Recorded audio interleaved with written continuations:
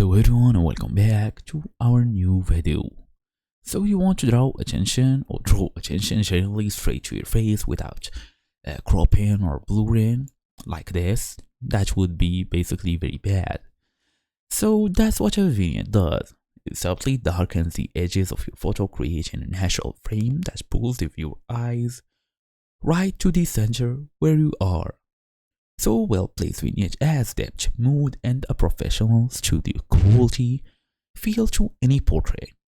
It's one of those subtle edits that people won't actually notice directly, but they will definitely feel that the photo looks better somehow.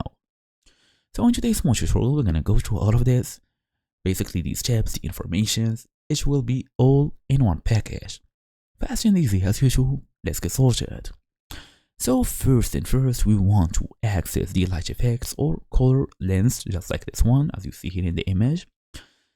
Because FaceApp doesn't have a dedicated vignette button, but the effect is hiding in plain sight. Open your photo and look in the bottom toolbar for creative light effects, and navigate to the color lens option in section. Select a dark frame or shadow effect. Scroll to the available light effects you are looking.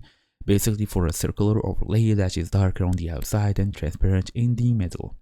Then choose one that looks like a spotlight or a shadow frame. Adjust the intensity and blend. So once you apply the effect, use the slider to adjust the strength. The key to a professional vignette is subtly aim for an intensity between 15 and 30%. You want the edges slightly darker, not completely blacked out. So that's the whole idea and that's the whole point. Thank you for watching. I'll see you all in the next video.